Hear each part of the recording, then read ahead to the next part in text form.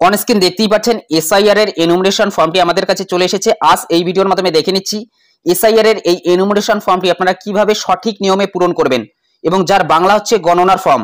অনেকেই কমেন্ট করে জানতে চাইছেন যারা বিবাহিত মহিলা রয়েছেন তারা কিভাবে এই ফর্মটি পূরণ করবেন, বাবার বাড়ির ঠিকানা দেবে নাকি স্বামীর বাড়ির ঠিকানা দিয়ে পূরণ করবে, অর্থাৎ এক কথায় বাবার বাড়ির তথ্য দিয়ে এটা পূরণ করবে নাকি স্বামীর বাড়ির তথ্য দিয়ে পূরণ করবে, এবং যাদের 2002 সালের ভোটার লিস্টে নিজের নামও নেই অথবা বাবা দাদারও নাম নেই তারা কিভাবে এই ফর্মটি পূরণ করবে এই বিষয়ে কিন্তু অনেকেই জানতে চাইছেন। তাছাড়াও 2002 সালের ভোটার লিস্টে অনেকের নাম ভুল রয়েছে, তাছাড়া অনেকের কিন্তু ভোটার নম্বর নেই, তাদের ক্ষেত্রে কিভাবে এই ফর্মটি পূরণ করতে হবে বিস্তারিত তথ্য জানিয়ে দিচ্ছি। ভিডিওটি প্রথম থেকে শেষ পর্যন্ত কন্টিনিউ করুন এবং কমিশনের তরফ থেকে কোন কোন সম্পর্কের কথা বলা হয়েছে, অর্থাৎ কোন কোন সম্পর্ক দিলে আপনাদের বাড়িতে কোনো প্রকারের নোটিশ আসবে না, শুধুমাত্র এই এনুমারেশন ফর্মটি পূরণ করে জমা করলেই হয়ে যাবে, অর্থাৎ আপনাকে অতিরিক্ত কোনো ধরনের নথি দেখাতে হবে না। প্রথম পর্যায়ে কিন্তু আপনাদের কোনো প্রকারের নথি দেখাতে হবে না। 4 নভেম্বর থেকে 4 ডিসেম্বরের মধ্যে শুধুমাত্র এনুমারেশন ফর্মটি পূরণ করে বিএলওর কাছে জমা করলেই হয়ে যাবে এবং 9 ডিসেম্বর খসড়া লিস্টে কিন্তু নাম আসবে। যাদের খসড়া লিস্টে নাম আসবে না এবং খসড়া লিস্টে নাম আসার পরেও কিন্তু অনেকের হিয়ারিং অথবা ডকুমেন্টস চাওয়া হবে, সেখানে কিন্তু তাদের ডকুমেন্টস দেখাতে হতে পারে। তো কাদের জন্য সেই নিয়মটি সেটাও কিন্তু একটু পরে আপনাদের আমি জানিয়ে দিচ্ছি, অর্থাৎ কোন কোন সম্পর্কের কথা কমিশনের তরফ থেকে জানানো হয়েছে সেটা কিন্তু আজকের এই ভিডিওর মাধ্যমে আপনারা জানতে পারবেন। তাছাড়াও অনেকেই কমেন্ট করে জানতে চেয়েছেন নিচের কলামের এই সম্পর্কের জায়গায় আপনাকে কি লিখতে হবে অথবা কার সম্পর্কের কথা এখানে বলা হয়েছে সেটাও আজকের এই ভিডিওর মাধ্যমে বিস্তারিত জানিয়ে দিচ্ছি। প্রথমের উপরের এই যে অংশটি রয়েছে এই অংশটি আগে থেকেই প্রিন্ট করা থাকবে, এখানে আপনাদের হাত দেওয়ার দরকার নেই, অর্থাৎ আগে থেকেই প্রিন্ট হয়ে আসবে। যেখানে নির্বাচকের নাম থাকবে, ইপিক নং অর্থাৎ ভোটার কার্ড নম্বর থাকবে, ঠিকানা, জেলার নাম থাকবে, রাজ্যের নাম থাকবে, এর পাশেই ক্রমিক সংখ্যা অর্থাৎ সিরিয়াল নম্বর, অংশের নম্বর এবং নাম, বিধানসভা অথবা লোকসভার নাম, রাজ্যের নাম, এবং উপরেই কিন্তু আপনি দেখতে পারবেন নাম এবং কন্ট্যাক্ট নম্বর থাকবে বিএলওর, অর্থাৎ যিনি আপনার বাড়িতে এই ফর্মটি দিতে আসবে তার কিন্তু এখানে আপনি নাম দেখতে পারবেন এবং তার মোবাইল নম্বর কিন্তু দেখতে পারবেন। এবং তার পাশে কিন্তু একটি দেখতে পাচ্ছেন কিউআর কোড রয়েছে, এই কিউআর কোডটি সবার জন্য আলাদা। এই কিউআর কোডটি যদি বিএলওরা স্ক্যান করে তাদের অ্যাপে সেক্ষেত্রে এই তথ্যগুলো কিন্তু শো হয়ে যাবে, অর্থাৎ আপনার তথ্য কিন্তু এই কিউআর কোডে আপলোড করা রয়েছে। সেই কারণে এই কিউআর কোডটি আপনি নষ্ট করবেন না অথবা কোনো প্রকারের দাগ লাগাবেন না। এর পাশেই আপনার একটি ছবি কিন্তু আগে থেকে প্রিন্ট করা থাকবে, যে ছবিটি আপনার ভোটার কার্ডে রয়েছে, এবং তার পাশেই কিন্তু একটি অংশ দেখতে পাচ্ছেন ফাঁকা রয়েছে। এই ফাঁকা অংশে কিন্তু আপনাকে আপনার পাসপোর্ট মাপের বর্তমানের একটি ছবি চিটিয়ে দিতে হবে।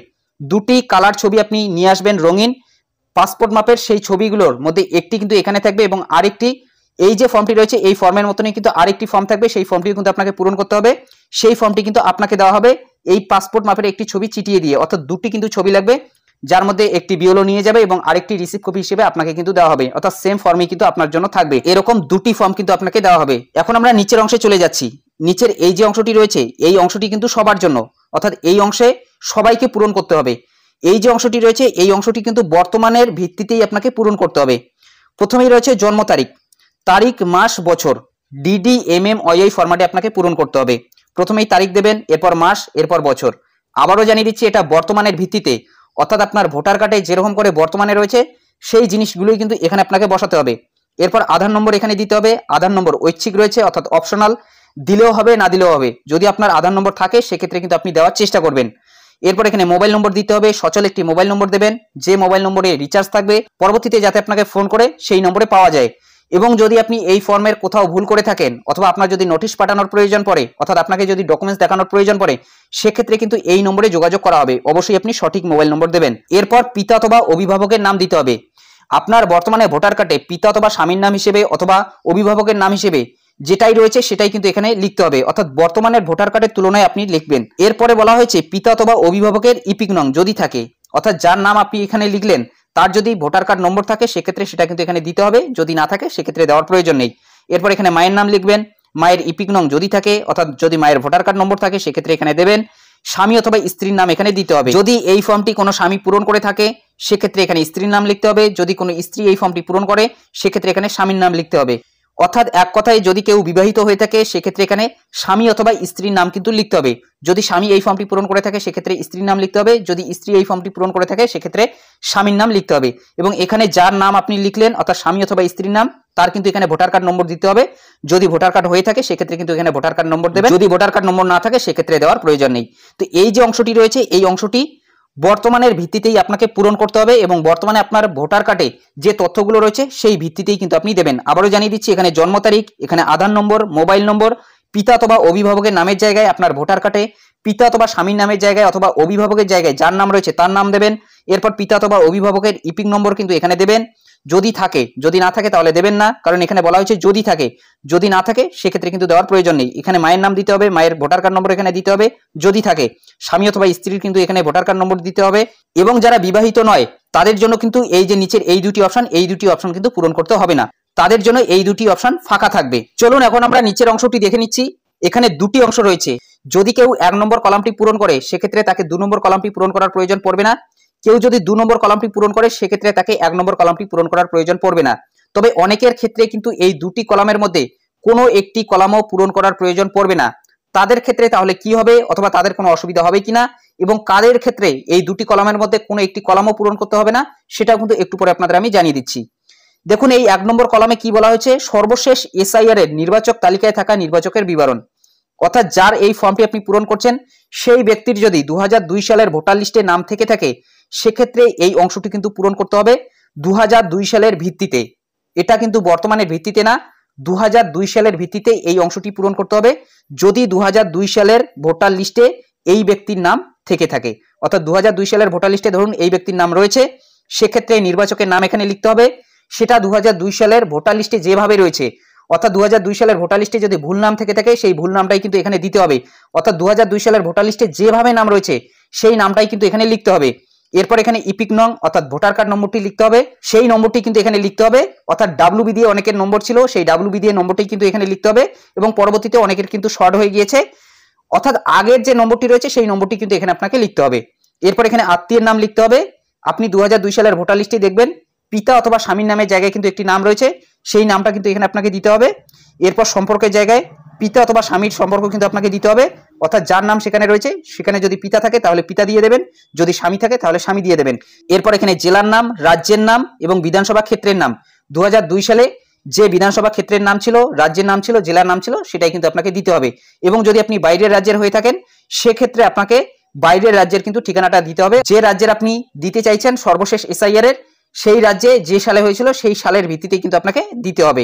আবারও জানিয়ে দিচ্ছি পুরোটাই কিন্তু 2002 সালের ভিত্তিতে। যদি এই ব্যক্তির নাম 2002 সালের ভোটার লিস্টে থেকে থাকে, এটা কিন্তু পশ্চিমবঙ্গের জন্য বলছি। এরপর এখানে বিধানসভা ক্ষেত্রের নম্বর, অংশের নম্বর এবং ক্রমিক সংখ্যা এই কয়েকটি জিনিস দিতে হবে 2002 সালের ভোটার লিস্ট থেকে। তো 2002 সালের ভোটার লিস্ট থেকে কিভাবে দিবেন সেটা কিন্তু একটু পরে আপনাদের আমি জানিয়ে দিচ্ছি। এখানে 4টি জিনিস লক্ষ্য করুন, বিধানসভা ক্ষেত্রের নাম, বিধানসভা ক্ষেত্রের নম্বর, অংশের নম্বর এবং ক্রমিক সংখ্যা, এই 4টি জিনিস কিন্তু সেখান থেকে তুলে নিতে হবে। এবং এই যে বাকি জিনিসগুলো রয়েছে এই জিনিসগুলো কিন্তু 2002 সালের ভিত্তিতেই আপনাকে পূরণ করতে হবে। এটাই হচ্ছে 2002 সালের ভোটার লিস্ট। তো প্রথমে আমরা দেখে নিচ্ছি নির্বাচন ক্ষেত্রের নামটা কিভাবে আপনি এখান থেকে সিলেক্ট করবেন। তো দেখুন উপরেই রয়েছে বিধানসভা নির্বাচন ক্ষেত্র। তো আমাদের বিধানসভা ক্ষেত্রের নাম হচ্ছে মাথাভাঙা তপশিলি জাতি। শুধুমাত্র আমাদের এই মাথাভাঙা তপশিলি জাতি এই কথাটি কিন্তু লিখতে হবে নির্বাচন ক্ষেত্রের নামের জায়গায়। এবং আরেকটি ছিল নির্বাচন ক্ষেত্রের নম্বর, এই নম্বরের জায়গায় আমাদের শুধুমাত্র এই সংখ্যাটি লিখতে হবে। তো আমাদের কিন্তু 3, আপনাদের ক্ষেত্রে এটা আলাদা হতে পারে। আপনাদের ভোটার লিস্টে যেটা থাকবে সেটাই কিন্তু আপনাদের সেখানে লিখতে হবে। এটা হচ্ছে নির্বাচন ক্ষেত্রের নম্বর এবং নামের জায়গায় আপনি কিন্তু নামটি দেবেন, নম্বরের জায়গায় এই সংখ্যাটি দেবেন। আরেকটি ছিল অংশ, অংশের জায়গায় দেখতে পাচ্ছেন এখানে কিন্তু আমাদের 161 রয়েছে, আপনার ক্ষেত্রে আলাদা থাকতে পারে। আপনি দেখে নেবেন আপনার যে সংখ্যাটি থাকবে সেই সংখ্যাটি কিন্তু আপনি অংশের জায়গায় দেবেন। এবং আরেকটি ছিল ক্রমিক নং, অর্থাৎ আপনাদের সিরিয়াল নম্বর, আপনার কত নম্বর সিরিয়ালে নামটা রয়েছে সেটা কিন্তু এখান থেকে দেখতে হবে। ধরুন আপনার 8 নম্বর সিরিয়ালে নামটা রয়েছে, অর্থাৎ এখানে আপনার নামটা ছিল, সেক্ষেত্রে আপনার কিন্তু ক্রমিক সংখ্যা হবে 8, অর্থাৎ 8 কিন্তু আপনাকে সেখানে লিখতে হবে। এবং সেখানে আপনাদের আমি জানিয়ে দিলাম আপনার স্বামীর নাম অথবা পিতার নাম যেটাই থাকুক না কেন সেটাই কিন্তু সেখানে আপনাকে দিতে হবে, অর্থাৎ 2002 সালের ভিত্তিতে। এখানে যদি আপনাদের স্বামীর নাম থাকে সেক্ষেত্রে স্বামীর নাম দেবেন, যদি এখানে পিতার নাম থেকে থাকে সেক্ষেত্রে পিতার নামই দেবেন। এবং এখানে কিন্তু আপনি দেখতে পাচ্ছেন একটি ভোটার কার্ড নম্বর রয়েছে, যে ভোটার কার্ড নম্বরটি থাকবে সেই ভোটার কার্ড নম্বরটি সেখানে আপনাকে দিতে হবে।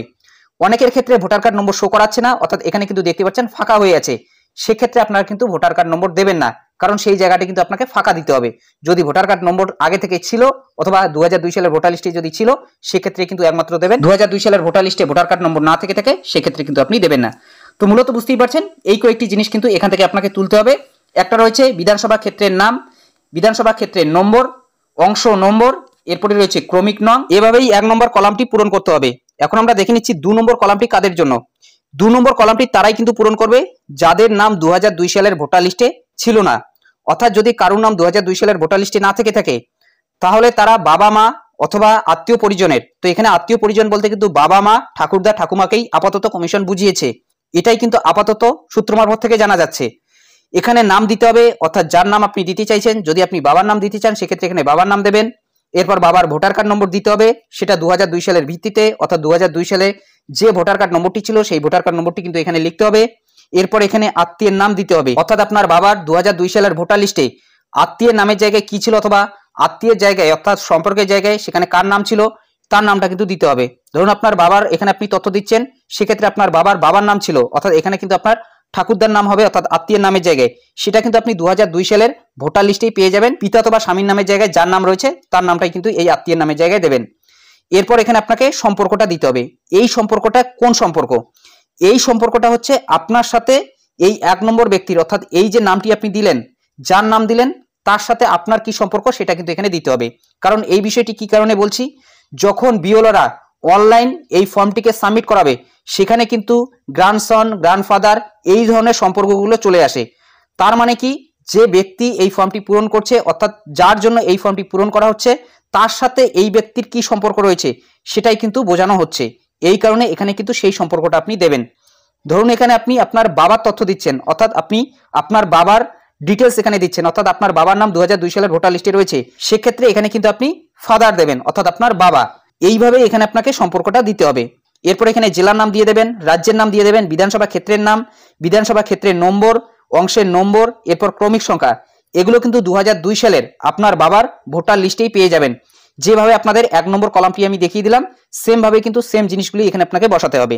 এখন কথা হলো, যারা বিবাহিত মহিলা রয়েছে তারা কি এখানে কোনো ধরনের স্বামীর তথ্য দিতে পারবে? তা কিন্তু দিতে পারবে না। বিবাহিত মহিলা যারা রয়েছে তারা তাদের বাবার বাড়ির কিন্তু সম্পর্কে দিতে পারবে, অর্থাৎ বাবার বাড়ির রক্তের সম্পর্কে কিন্তু দিতে পারবে, হয় বাবার দিতে পারবে, না হলে মায়ের দিতে পারবে, অথবা তার ঠাকুরদার অথবা ঠাকুমার কিন্তু সম্পর্কের থেকে এখানে তাকে দিতে হবে, অর্থাৎ স্বামীর বাড়ির কিন্তু তথ্য দিয়ে তার হবে না। এক কথা এখানে আপনি দিতে পারেন বাবা মা ঠাকুরদা ঠাকুমা, আপাতত এই কয়েকটি জিনিসই কিন্তু রয়েছে।